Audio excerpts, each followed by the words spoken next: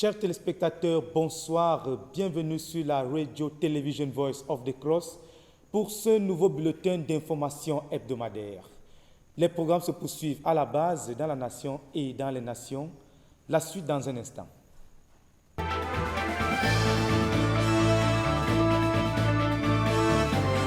Au quartier général, l'Université mondiale de prière et de jeûne a organisé du jeudi 30 janvier au mercredi 5 février 2020 son premier cours sur la prière pour le compte de cette année.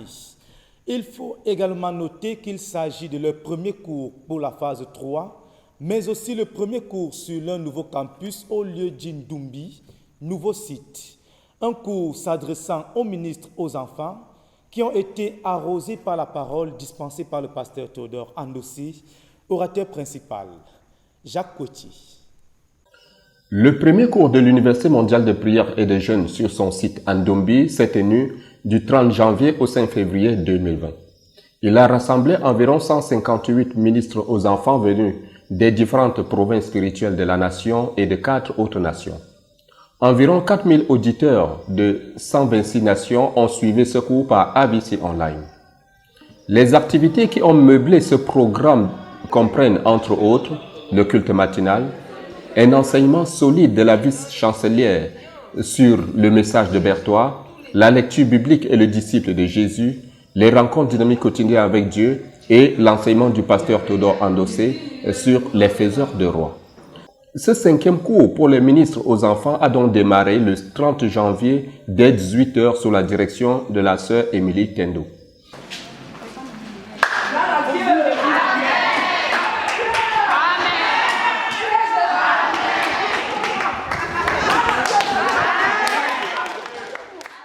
Plusieurs étant sur le site pour la première fois et pour le privilège d'être là, cette rencontre de prise de contact va se transformer rapidement en un moment de louange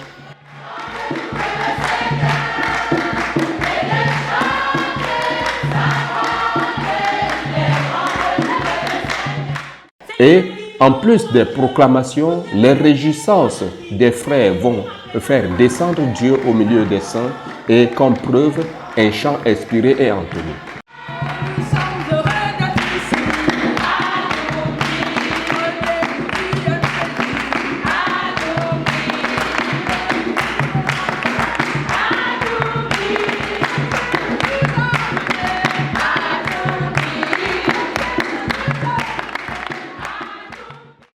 La vice-chancelière de cette institution a pris un temps assez long pour ramener les étudiants au message de Berthois, car selon elle, c'est un héritage que le frère Jacques nous a légué. Le contenu de ce message constitue les disciplines de la vie du frère Jacques pour devenir ce qu'il est devenu. C'est aussi le moyen pratique pour demeurer en Christ et imiter le frère Jacques. C'est Dieu nous enseignant le chemin que nous devons suivre. Pour ce qui est du disciple et la parole de Dieu, à partir du texte de référence de Esdras chapitre 7, versets 1 à 12, la sœur Émilie a insisté qu'un ministre aux enfants doit être dévoué à étudier et à mettre en pratique la parole de Dieu, comme les Lévites de ce passage, pour pouvoir produire au moins 17 générations de disciples. Le pasteur Théodore Andossi, quant à lui, a fait 3 interventions à ce programme. La première a été le 31 janvier dans l'après-midi. Il a introduit son cours sur le thème « Les faiseurs de rois » basé sur 2 Chroniques, chapitre 22 à 24. À son deuxième cours, il a établi que l'ennemi a une vision des enfants et sait que les enfants sont critiques dans le royaume de Dieu. Et tout ministre aux enfants doit avoir la même vision. Les ministres aux enfants sont des soldats dans un champ de bataille dont les enfants sont la cible. Ils doivent combattre pour l'avenir des desseins de Dieu. Ils sont comme Joshabet et Jéhojada, des faiseurs de rois. La vision du roi, du royaume et des desseins de Dieu doit les amener à lutter afin de sauver les enfants, et surtout les enfants des dirigeants de la mort morale, de la mort spirituelle et de la mort physique. Le leader de la CMCI a insisté ensuite qu'il y a 5 facteurs qui entrent dans la transformation d'un enfant en roi, à savoir les gens pour lui conférer la royauté, les louanges et la prière, les Écritures, l'engagement et la consécration, et enfin la sanctification. You cannot produce a king without prayer. On ne peut pas produire de roi sans prière. You cannot produce a king without praise. On ne peut pas produire de roi sans louange. Praise La louange carries people transporte les gens further than ambition. plus loin que l'ambition.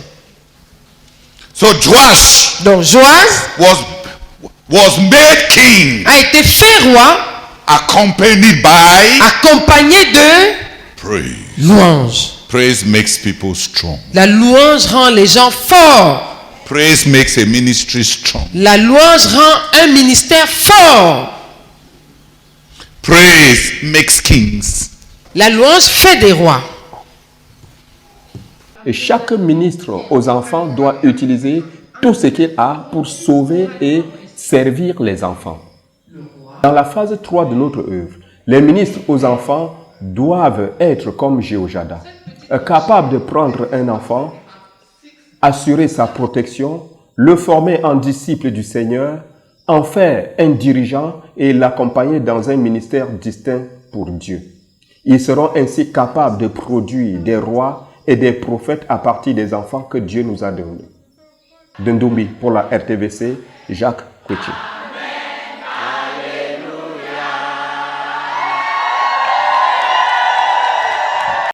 Le samedi 25 janvier 2020, le leader de l'œuvre, le pasteur Théodore Andossé, s'est rendu du côté de Yaoundé pour sa première réunion avec les dirigeants pour le compte de cette année. Le but étant de les bâtir, les fortifier et cheminer avec eux pour la consolidation des terrains déjà conquis et pour les propulser dans la poursuite et l'accomplissement du but de la phase 3 après le retour dans la gloire du pasteur Joseph Besson. Notre reporter Carole Kougang était sur les lieux. Le reportage.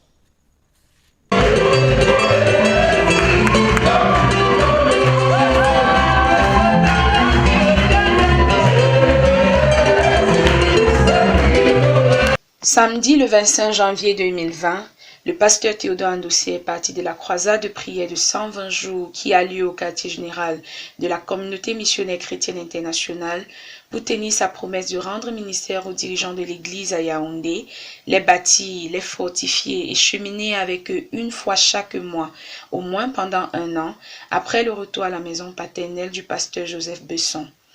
Dans sa détermination à poursuivre l'œuvre du Seigneur, il est arrivé avec beaucoup de joie et d'enthousiasme. Et, commençant par l'entrée dans la gloire du frère Paul Bello, pasteur de la nation spirituelle de Garoua, le pasteur Théodore Andossé a posé la question aux dirigeants rassemblés de savoir s'il y a une bonne mort. La mort du Seigneur Jésus, a-t-il affirmé, était pénible pour ses disciples, mais c'était une bonne mort.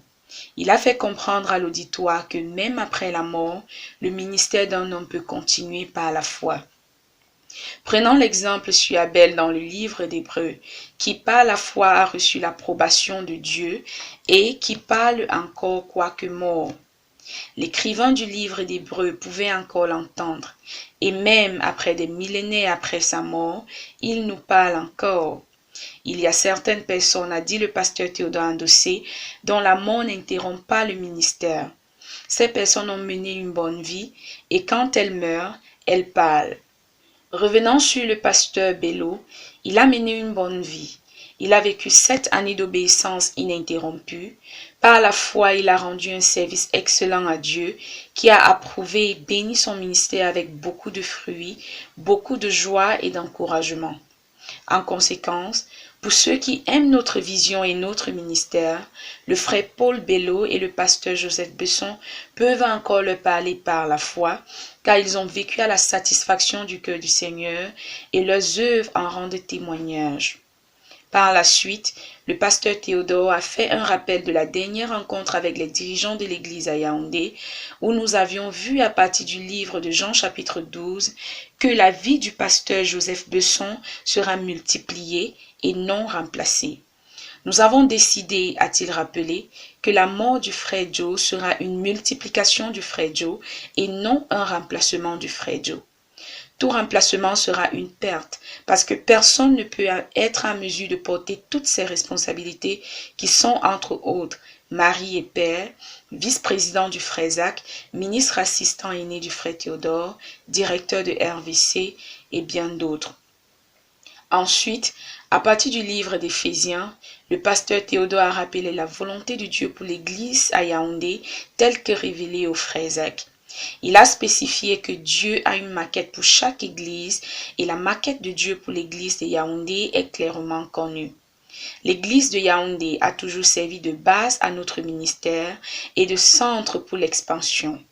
Yaoundé correspond au modèle de l'église d'Éphèse, qui est le modèle de base le plus complet dans la Bible, allant du livre des Actes des Apôtres qui montre les débuts de cette église, de l'épître aux Éphésiens dans lequel l'apôtre Paul énonce la vision de l'église d'Éphèse, des livres des 1 et 2 Timothée dans lesquels l'apôtre Paul prescrit le manuel de leadership pour une méga-église qui porte l'œuvre, et des 3 premiers chapitres d'Apocalypse qui montrent le fruit de l'Église tel qu'examiné par Dieu. Yaoundé devra atteindre 250 000 membres d'ici 3 ans. Par ailleurs, pour répondre aux nécessités ponctuelles de l'Église à Yaoundé, le pasteur Théodore a également constitué une équipe de coordination pour l'Église à Yaoundé constituée de 50 membres après avoir nommé un dirigeant pour la méga-église de Yaoundé. Il a donné des directives sur la gestion des autres centres en attendant les prochaines rencontres. Que la gloire revienne au Seigneur qui a amené le pasteur Théodore à montrer à l'église à Yaoundé et à notre ministère tout entier que dans la joie ou dans la peine, lorsque la volonté de Dieu est connue, elle doit être poursuivie et accomplie. La réunion a pris fin avec un merveilleux repas offert par une famille ouvrière du pasteur Théodore Andossé à Yaoundé et la joie pouvait se lire sur les visages des saints.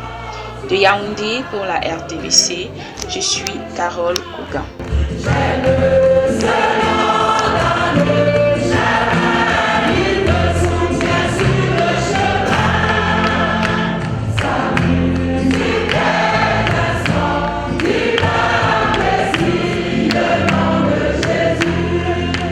Visite du pasteur Théodore Andossé, leader de la CMCI, dans la nation spirituelle de Garoua pour un ministère qu'il a rendu du 2 au 3 février dernier au sein de la nation, après le retour dans la gloire du pasteur Paul Bello, dirigeant de la nation spirituelle de Garoua. Jonathan Edouard Yogan, notre reporter, était sur les lieux et nous donne un résumé de la rencontre dans ce reportage. Le frère Théodore Andossé, leader de la communauté missionnaire chrétienne internationale, a rendu ministère dans la nation spirituelle de Garoua le 2 février 2020, dans la matinée au sein et dans la soirée aux dirigeants de la nation spirituelle de Garoua. Après l'élévation dans la gloire du frère Paul Bello, dirigeant de la nation spirituelle de Garoua.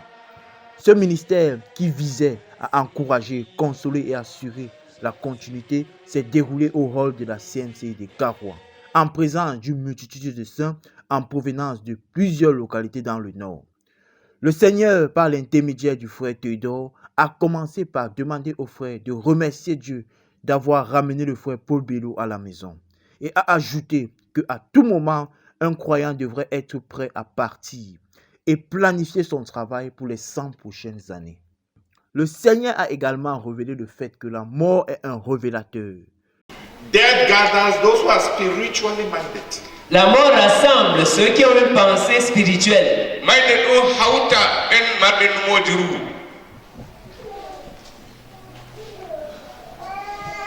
Death is a revelator. La mort est un révélateur.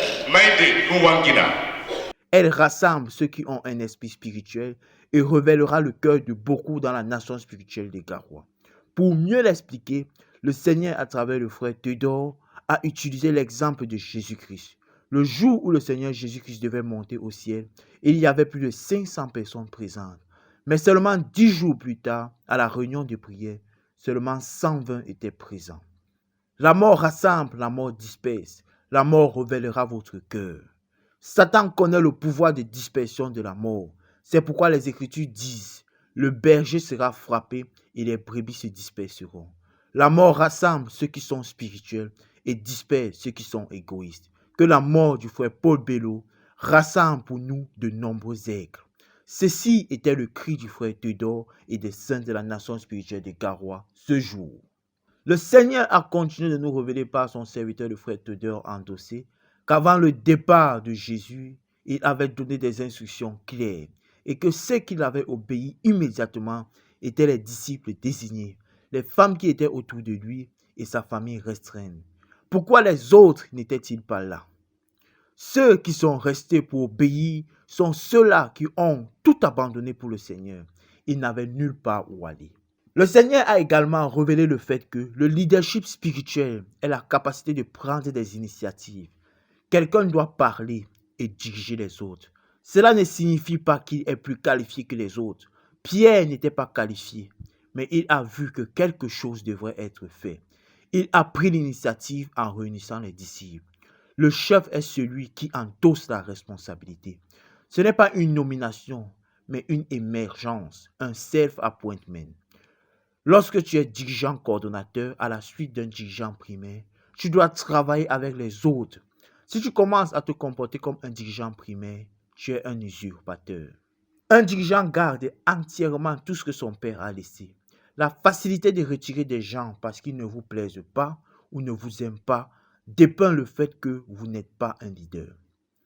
Quand un roi meurt, cela donne la possibilité à un fils de devenir roi. La mort du roi est de produire des rois.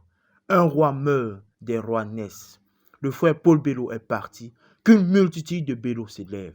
Car comme précisé dans Jean 12, 24, si le grain de blé que l'on a jeté en terre ne meurt pas, il reste un grain unique. Mais s'il meurt, il porte du fruit en abondance. Le frère Théodore Andossé a terminé son ministère auprès des saints de l'église de Garoua en enseignant sur la place de la mort sur le chemin du croyant. Quand un croyant meurt, c'est une promotion. Car lorsque le Seigneur viendra, ce sont ceux qui sont morts les premiers qui ressusciteront pour rencontrer le Christ avant les vivants. La mort du croyant est un changement de position. Si la mort d'un croyant soulève de nombreuses questions dans le cœur, alors vous n'avez pas cru. Dans 1 Corinthiens 5, Paul dit que la mort du croyant change ses vêtements, change le corps terrestre pour porter le corps éternel. Dans la soirée, le frère Théodore Andossé a rassemblé tous les dirigeants afin de communiquer la pensée de Dieu sur la gestion de la nation spirituelle de Garoua. Ainsi, après avoir exhorté les saints dans Nombre 3, versets 5 à 37, le Seigneur, par le frère Théodore Andossé, a établi l'équipe dirigeante de la nation spirituelle de Garoua, avec une répartition minutieuse des tâches.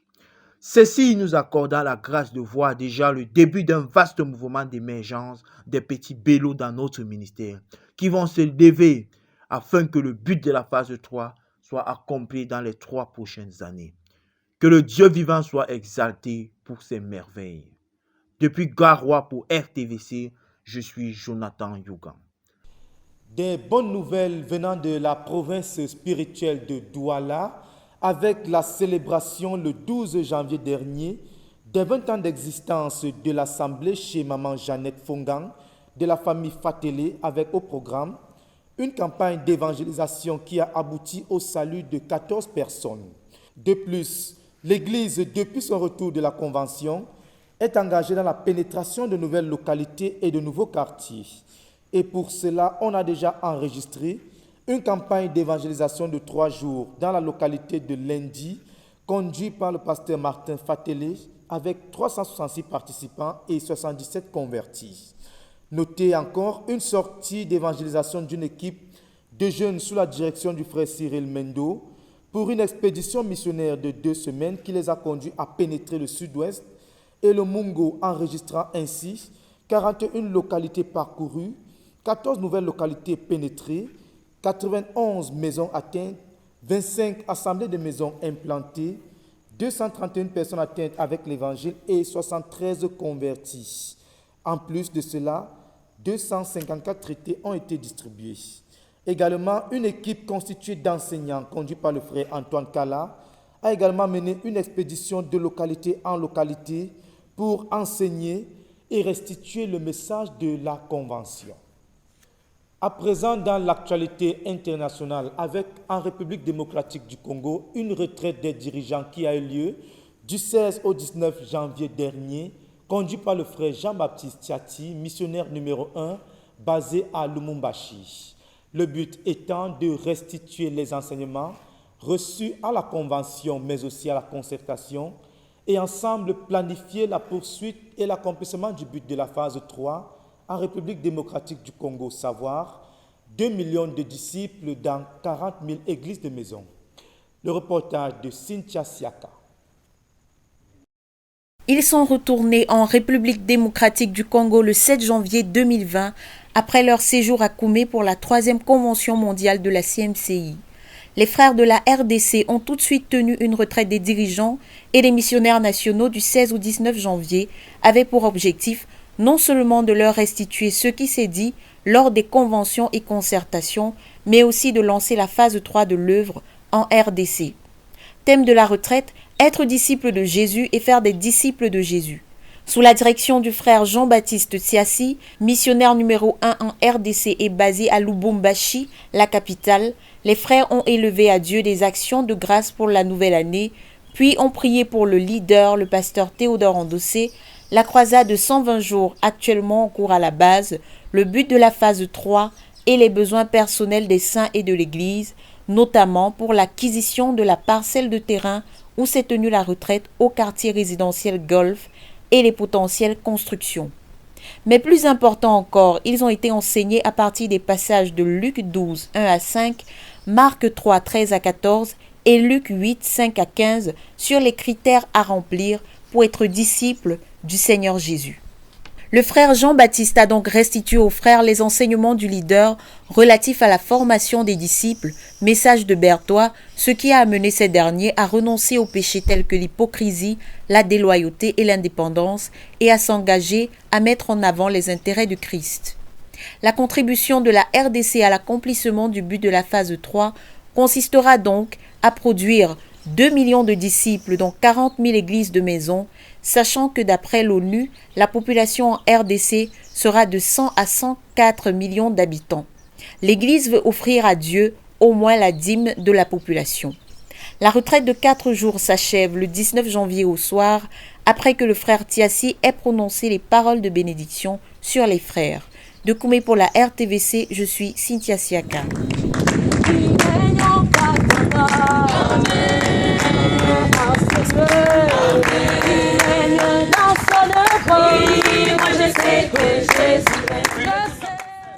Rendons-nous à présent du côté de la Côte d'Ivoire où la vie de l'Église est pleinement manifestée par une série de programmes depuis le début de cette année, programmes qui ont mobilisé des centaines de saints venus de plusieurs localités de la nation avec une retraite des dirigeants le 15 janvier sous le thème « La vie de Dieu », une retraite de prière des semeurs de l'église d'Abidjan et également une nuit de prière massive ayant mobilisé près de 366 saints conduits par le pasteur Boniface Meunier ayant porté divers fardeaux.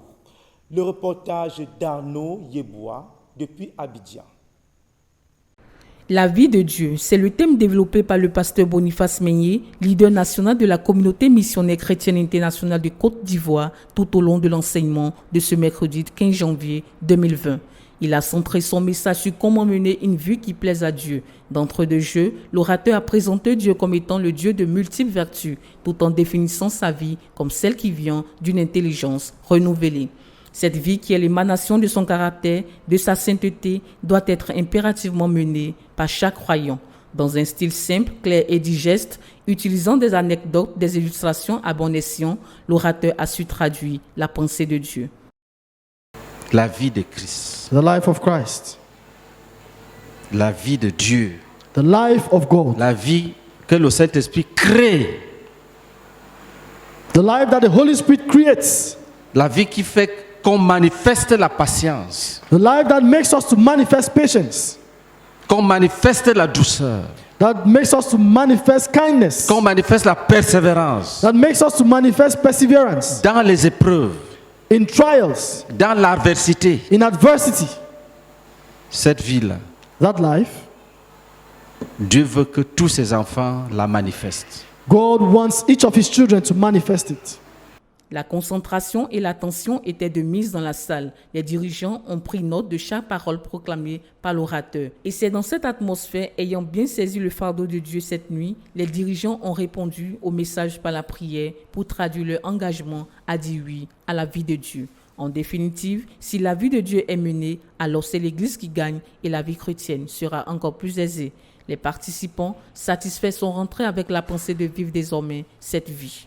La vie qui attire la gloire de Dieu. En fait, le fait de vivre une vie, la vie de Dieu qui attire la gloire de Dieu. Vraiment, cette vérité-là m'a béni. Et je rentre avec ça. Je rentre travailler pour m'établir dans cette vérité.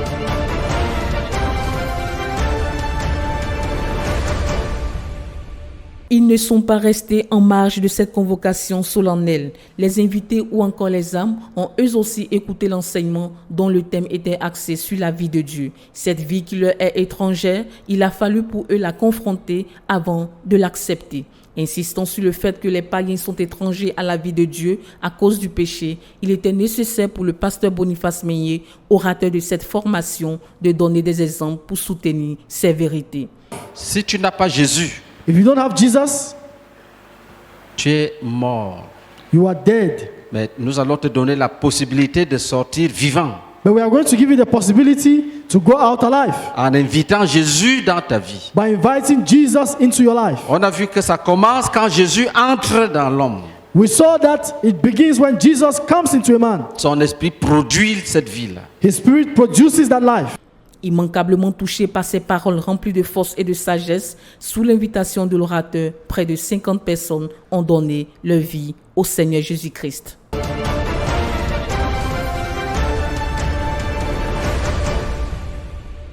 En prélude de l'enseignement, dans l'objectif de rendre un ministère spirituel soutenu par l'action du Saint-Esprit, une équipe des membres de l'Institut de chant et de louange d'Abidjan, appelée communément les semeurs, est mise sur pied pour l'intercession de leur contribution incontournable à l'édification des saints par les chants. Ainsi, chaque mercredi, cette équipe est à son poste, priant et suppliant Dieu d'intervenir en faveur de leur ministère à rendre. Cette contribution qui laisse des traces de joie et de conversion dans la vie de chaque participant augure une bonne préparation à l'écoute du message. Ce mercredi particulièrement, l'équipe de prière était composée de 3 personnes, dont à la tête la sœur Albertine Yebois. Nous prions pour les semeurs. Les mercredis de 15h à 17h pour que vraiment le ministère se fasse bien selon le cœur de Dieu. Le résultat de cette intercession étant de mise, les semeurs de toute évidence ont presté avec plein d'émotion et de conviction.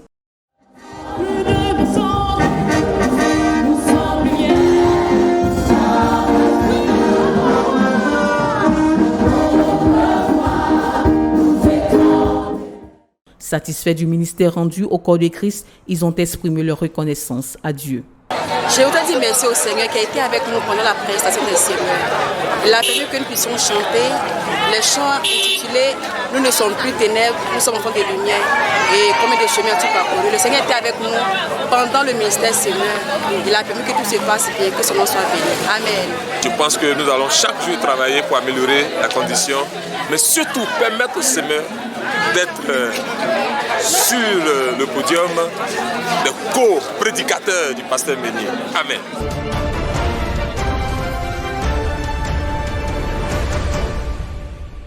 Comme l'eunuque éthiopien, assoiffé d'entendre la parole de Dieu, les frères de la région du Sud Komoué parcourent 117 km de route chaque mercredi en vue de suivre les cours de formation des dirigeants spirituels. C'est aux abords d'un minicar aux effigies de la CMC que la plupart des frères de cette délégation se rendent au siège de la dite communauté pour obéir au modèle des premiers chrétiens qui persévéraient dans l'enseignement des apôtres.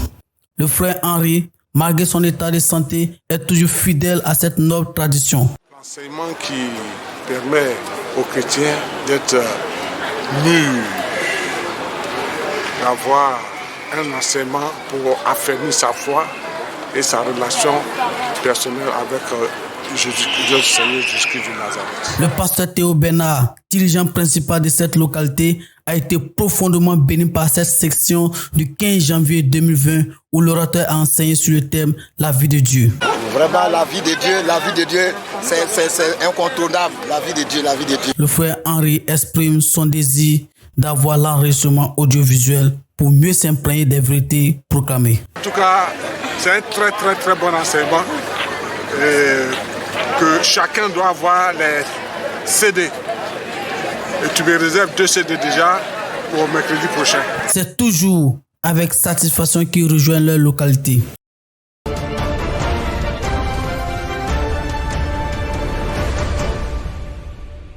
Veillez et priez nous recommande la parole de Dieu.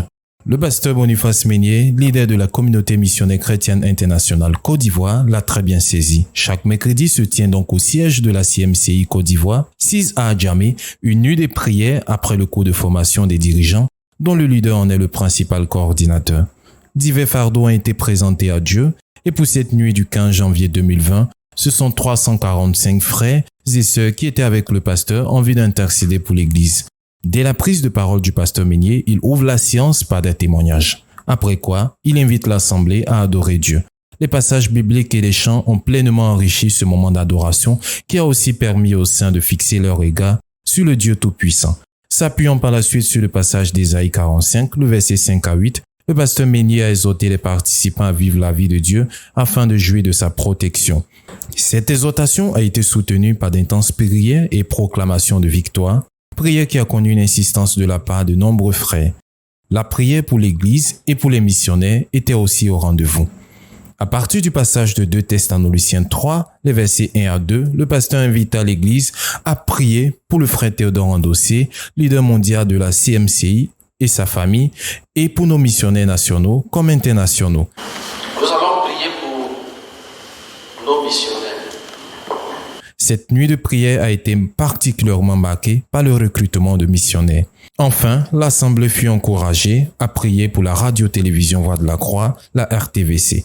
La fatigue et la lourdeur se faisant remarquer par quelques somnolents chez certains frères, une équipe appuyée par quelques anciens se disposait à réveiller ceux que le sommeil avait déjà emportés et ce, à partir de petites touches fraternelles.